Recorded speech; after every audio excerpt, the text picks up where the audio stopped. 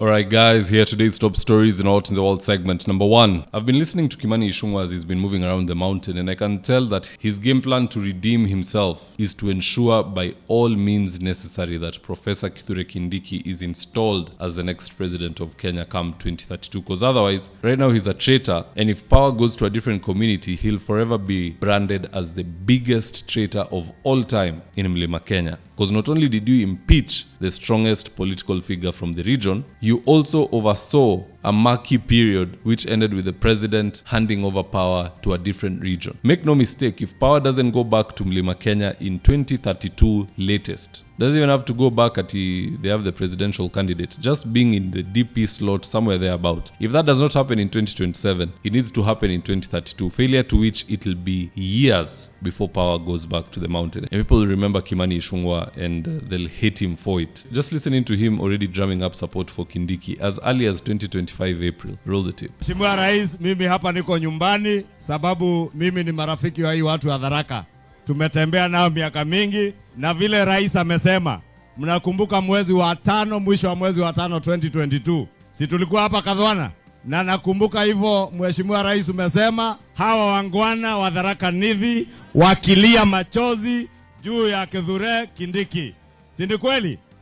Lakini leo hakuna machozi, sababu huyu mungwana Kithure Kindiki ndiye naibu wa rais wa Kenya wa leo, sababu ya kuwa mungwana mvumilivu, mungwana mwenye heshima, na mtu wa kufanya kazi na watu wote na kuunganisha watu wote, si ni kweli?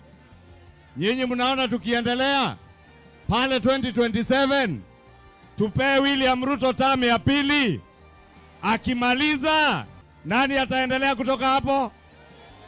Ati nani ataendelea? Nani ataendelea? Mumesema 2027 William Ruto amalize yake 10. Ni kazi bila breaks. Ni 10 bila breaks. Tukimaliza hiyo twende kwa Kithure. So hii mpango yake ya kuweka Kindiki as the next president, number 6, he had better be careful, because the way things are looking, the president, huyo Kindiki and Ichungwa themselves might be going in 2027. Second story of the day, the president is now coming out and lamenting about internet expansion simply because he gets trolled every other day. Here's a tip. Is the surge of misinformation and disinformation accelerated by expanding internet connectivity. False narratives, fabricated claims, and cynical distortions corrode truth, distort public trust and discourse, and erode democratic institutions.